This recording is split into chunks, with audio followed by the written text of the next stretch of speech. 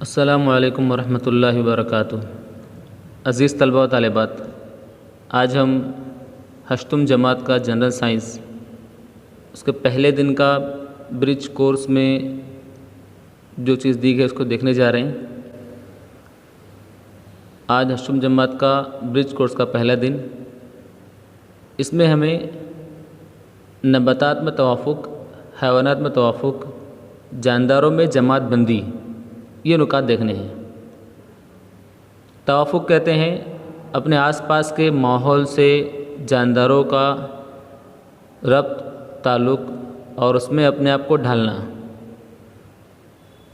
تو نباتات میں توافق اگر ہم دیکھیں تو نباتات برفانی علاقوں کے نباتات بھی ہوتے ہیں، ریگستانی علاقے کے نباتات ہوتے ہیں اور آبی نباتات ہوتے ہیں، اور تینوں طرح کے نباتاتوں کی جو ساخت ہوتی ہے وہ الگ الگ ہوتی ہے۔ اس کی وجہ ان کے آس پاس کا ماحول ہوتا ہے۔ جیسے ہم برفانی علاقوں کے نباتات میں توافق میں دیکھا جائے تو ان نباتات کی ساخت مخروطی ہوتی ہے، ان کی ساخت مخروطی ہوتی ہے، ٹہنیاں نیچے جھکی ہوئی ہوتی ہیں۔ اب مخروطی ہونے کی وجہ سے فائدہ کیا ہوتا ہے کہ مخروطی ساخت کی وجہ سے ان نباتات پر برف جمع نہیں ہوتی، اور چھال موٹی ہونے کی وجہ سے وہ سردی برداشت کر پاتے ہیں۔ اس کا مثال دی گئی ہے صنوبر کا درخت۔ دوسرا ہے ریگستانی علاقوں کے نباتات میں توافق۔ تو ان پودوں میں پتے نہیں ہوتے، یا وہ بہت چھوٹے سوئی نما ہوتے ہیں، کہ ان میں جو پتے ہوتے ہیں وہ بہت چھوٹے ہوتے ہیں یا ہوتے ہی نہیں ہیں، یا کانٹوں میں تبدیل ہو جاتے ہیں، پتے جو ہے کانٹوں میں تبدیل ہو جاتے ہیں۔ تنا پانی اور غذا کا ذخیرہ کرتا ہے، اس لیے وہ موٹا ہوتا ہے۔ ریگستانی علاقوں کے نباتات کا تنا موٹا ہوتا ہے۔ پانی میں کمی کی وجہ سے تنے کو شعاعی ترکیب کا فعل انجام دینا ہوتا ہے۔ اب پانی میں کمی ہے، اس لیے تنا جو ہے شعاعی ترکیب کا کام انجام دے رہا ہے، اس لیے وہ ہرا ہوتا ہے، کہ ان کا تنا ہرا ہوتا ہے کیونکہ تنے کو پانی میں کمی کی وجہ سے شعاعی ترکیب کا فعل انجام دینا ہے، اس لیے وہ ہرا ہوتا ہے۔ مثال دی گئی ہے ناگفنی۔ آبی نباتات، آپ دیکھیں کہ آبی نباتات جو ہوتے ہیں، اکثر کچھ نباتات پانی میں تیرتے ہوئے ہوتے ہیں، تو چند نباتات کی جڑیں تہ نشین مٹی میں مضبوطی سے گڑی ہوئی ہوتی ہیں۔ کچھ نباتات جڑوں کے ساتھ پانی پر تیرتی ہیں، کہ کچھ نباتات ان کی جڑیں زمین کے اندر ہوتی ہیں اور پانی کے اندر زمین سے جڑی ہوئی ہوتی ہیں، اور کچھ جو ہے پانی پر تیرتے ہیں۔ نباتات کے ڈنٹھل نرم، کھوکھلے اور لچکدار ہوتے ہیں۔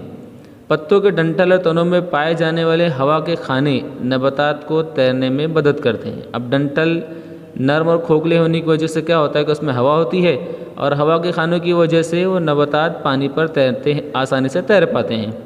ویسے ہی پتوں اور تنوں پر پتلی مومی تہ پائی جاتی ہے، ان پر ایک موم کی تہ ہوتی ہے پتلی۔ اب موم کی تہ کی وجہ سے کیا فائدہ ہوگا کہ ان کے پتوں پر پانی ٹھہر نہیں پاتا، جس کی وجہ سے وہ ڈوبتے نہیں ہیں۔ اور چوتھا ہے نباتات کے پتے کم چوڑے، فیتے جیسے پتلے ہوتے ہیں، چوڑے نہیں ہوتے، پتلے ہوتے ہیں۔ مثلاً کنول، آبی سنبل، یہ ان نباتات کا توافق تھا۔ ایسے ہی حیوانات میں توافق۔ اب حیوانات بھی فضائی حیوانات میں توافق، ریگستانی علاقوں کے حیوانات میں توافق، آبی حیوانات میں توافق۔ اب فضائی حیوانات ہم دیکھتے ہیں اکثر پرندے، تو پرندوں کا جسم گاؤدم ہوتا ہے، جس وجہ سے ہوا کی مزاحمت میں کمی واقع ہوتی ہے۔ ان کا جسم گاؤدم ہوگا، جسم پر پروں کا غلاف ہوتا ہے، اور سامنے کے پیروں کا پروں میں تبدیل ہونا، ان کے سامنے کے پیر پر میں تبدیل ہو جاتے ہیں۔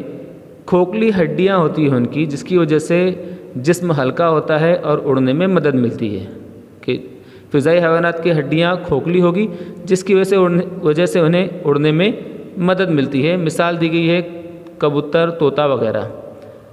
اب ریگستانی علاقوں کے حیوانات، اس میں جسم میں پانی کو بال رکھنے کے لیے، جس میں پانی کو جمع رکھنے کے لیے وہاں کے حیوانات کی جلد موٹی ہوتی ہے، کہ ان کی جلد موٹی ہوتی ہے، جس کی وجہ سے جسم کے اندر پانی زیادہ دن تک رہتا ہے۔ پیر لمبے، تلوے گدی دار اور پھولے ہوئے ہوتے ہیں، پیر جو ان کے لمبے ہوتے ہیں۔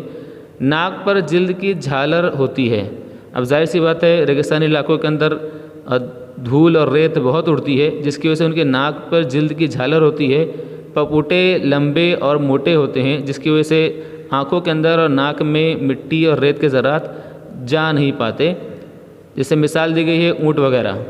اب آبی حیوانات میں توافق، ان کا بھی جسم گاؤدم ہوتا ہے، پانی کی مزاحمت میں کمی کے لیے ان کا جسم کیا ہوتا ہے کہ گاؤدم ہوتا ہے۔ تنفس کے لیے گلپھڑے پائے جاتے ہیں، جس طرح سے ہم تنفس کے لیے ناک کا استعمال کرتے ہیں، ان آبی حیوانات میں تنفس کے لیے گلپھڑے ہوتے ہیں۔ اور مچھلیوں کے جلد پر سفنے اور جسم پر زانفے ہوتے ہیں، ان کے جسم پر کیا ہوتے ہیں؟ سفنے پائے جاتے ہیں۔ تو مچھلیاں آبی حیوانات کی مثال ہے۔ اب برفانی علاقوں کے حیوانات میں توافق۔ برفانی علاقوں کے حیوانات یہ کیسا ہوتا ہے کہ برفانی علاقوں میں رہنے والے حیوانات کی جلد پر لمبے بال ہوتے ہیں۔ ظاہر سی بات ہے لمبے بال ہونے کی وجہ سے ٹھنڈ کا احساس انہیں کم ہوگا، ہم ٹھنڈ زیادہ ہو تو سویٹر پہنتے ہیں، کیوں کہ تاکہ ہمارا جسم اندرونی جسم ٹھنڈ سے بچ پائے۔ ایسے ہی قدرت نے انہیں ایک انتظام کیا ہے کہ ان کے جسم کے بال لمبے ہوتے ہیں جس کی وجہ سے وہ ٹھنڈ سے بچنا ان کے لیے آسان ہوتا ہے۔ رنگ سفید یا یارو پہری ہوتا ہے، مثلاً یاک، قطبی ریچھ اور سفید لومڑی۔ قطبی علاقوں پر پائے جانے والا ریچھ، ویسے ریچھ تو کالا ہوتا ہے لیکن قطبی علاقوں پر جو ریچھ پایا جاتا ہے، برفانی علاقے ہوتے ہیں قطبی علاقے، تو وہاں کا ریچھ سفید ہوتا ہے اور سفید لومڑی۔ یہ برفانی علاقوں کے حیوانات میں توافق ہے۔ اب اگلا نقطہ ہے جانداروں کی جماعت بندی۔ تو جماعت بندی کے لیے سلسلہ مراتب کیا ہے؟ سب سے پہلے کنگڈم، پھر phylum, class, order, family, genus, species, مطلب وہ عالم کون سا ہے، پھر اس کا عائلہ کیا ہے، پھر جماعت کیا ہے، پھر درجہ کیا ہے، پھر خاندان کیا ہے، پھر جنس اور اس کے بعد نو۔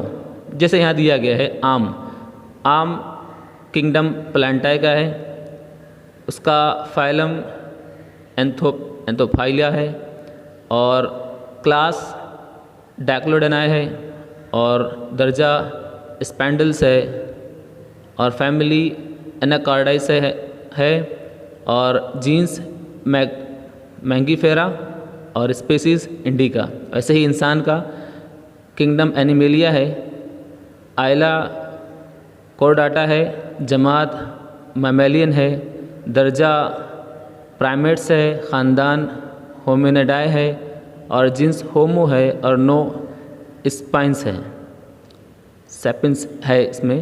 تو یہ جماعت بندی کے لیے یہ چیزیں دی گئی ہیں کہ کسی بھی جاندار کی جماعت بندی اس طرح کی جاتی ہے۔ اب کارل لینزس کا 2 اسمی طریقہ، تو اس میں کیا تھا کہ جانداروں کو پہچاننے کے لیے 2 اسمی طریقے پر انحصار کیا جاتا ہے۔ اس کے مطابق ہر جاندار کو ایک سائنسی نام دیا جاتا ہے، جتنے بھی جاندار ہیں ان کو ایک سائنسی نام دیا گیا ہے۔ اس نام میں 2 اصطلاحات ہیں، پہلی سے جنس ظاہر ہوتا ہے اور دوسری نوع ظاہر کرتی ہے۔ نام کے اندر پہلی جو اصطلاح ہے وہ جنس ظاہر کرتی ہے اور دوسری نوع ظاہر کرتی ہے۔ جیسے یہاں پر دیا ہے کتا، اس کا سائنسی نام ہے کینیس فیمیلرس، گائے بوسٹاؤرس، جاسوندی ہیبسکس روزا سائنس، جوار سورگم ولگیر۔ یہ سائنسی نام ہے ان کا، ان چیزوں کا۔ اسی طرح ہر چیز کا سائنسی نام موجود ہے، ٹھیک ہے۔ اب آئیے مشق کرتے ہیں۔ مشق کا حصہ دیا گیا ہے، مناسب جوڑیاں لگائیے۔ یاک، اب یاک کیا ہوتا ہے؟ ہمیں پتہ ہے یاک کیا ہوتا ہے، اس میں جسم پر گھنے بال ہوتے ہیں۔ ناک پھنی، ظاہر سے بتائیے ریگستانی ہے تو اس لیے اس کا تنا موٹا ہوگا۔ آبی سنبل، اب ظاہر سی بات ہے پانی کے اندر پایا جاتا ہے اس لیے اس کے ڈنٹل کھوکھلے ہوں گے۔ اور روہو ایک مچھلی کا نام ہے، ظاہر سی بات مچھلیاں گلپڑے سے سانس لیتی ہیں۔ اب درج ذیل جدول مکمل کیجیے۔ توافق حیوانات، توافق کا فائدہ۔ اب پانی کی مزاحمت کو کم کرنا ہے، توافق کا فائدہ دیا ہوا ہے۔ اب پانی کی مزاحمت کا کم کرنا، ظاہر سی بات ہے یہ جسم گاؤدم ہونے کی وجہ سے ہوگا، اور یہ جسم گاؤدم پانی کے اندر مچھلیوں کا ہوتا ہے تو اس لیے حیوانات مچھلی آئے گا۔ انگلیوں کے درمیان جھلی پائی جاتی ہیں، پنگوئن دیا ہوا ہے جس کی وجہ سے برف پر چلنا ان کے لیے آسان ہوتا ہے۔ اور جلد پر لمبے اور گھنے بال ہوتے ہیں، تو جلد پر لمبے اور گھنے بال ہم اگر نام دیں تو ان کو ہم قطبی ریچھ بھی کہہ سکتے ہیں حیوانات، اور اس کا فائدہ کیا ہوتا ہے کہ برفانی علاقوں کے اندر ٹھنڈ سے بچنا ان کے لیے آسان ہوتا ہے۔ اب یہاں اگلا سوال دیا ہوا ہے، کوئی 5 حیوانات اور نباتات کے سائنسی نام تلاش کر کے فہرست بنائیے۔ تو 4 نام تو آپ کے اوپر دیے گئے ہیں اس شیٹ کے اندر ہی، ایک نام آپ کو ڈھونڈ کر لکھنا ہے تو آپ ڈھونڈ سکتے ہو۔ دکھائے گئے پودے کی تصویر میں کون سے عضو میں توافق واقع ہوا ہے لکھیے۔ اب توافق کون سے حصے میں ہوا ہے؟ تو تنے میں ہوا ہے، کیونکہ اس کا تنا ہرا ہو گیا ہے، پتے جو کانٹا نما ہو گئے ہیں، اس کا ہم لکھ سکتے ہیں جواب اس کا۔ برفانی علاقے کے نباتات میں جھکی ہوئی ٹہنیوں کا انہیں کیا فائدہ ہوتا ہے لکھیے۔ جھکی ہوئی ٹہنی کی وجہ سے کیا ہوگا کہ برف ان پر جمع نہیں ہو پائے گی، جس کی وجہ سے زیادہ برف باری ہوتی ہے تو برف باری کی وجہ سے ان کی ٹہنیوں پر برف جمع نہیں ہو پائے گی اور ان کے پتے جو ہے برف سے خالی رہیں گے۔ اروی اور کنول کے پتوں کی سطح سے پانی کیوں پھسل جاتا ہے؟ ظاہر سی بات ہے یہ پانی کے اندر پائے جانے والے نباتات ہیں، تو ان کی سطح پتوں کی موم نما ہوتی ہے، تو موم نما سطح ہونے کی وجہ سے ان پر سے پانی پھسل جاتا ہے۔ تو یہ تھا آپ کا سرگرمی نامہ 1، جس میں آپ کو پہلے دن اس سرگرمی کو پڑھنا ہے۔ اس سے تمام سوالات و جوابات کو لکھیے اور اس کی اپنی نوٹ بک بنا کر اس میں اس کو محفوظ کیجیے۔ پھر ملیں گے انشاءاللہ اگلے دن کے ساتھ، اگلی سرگرمی کے ساتھ میں۔ السلام علیکم ورحمۃ اللہ وبرکاتہ۔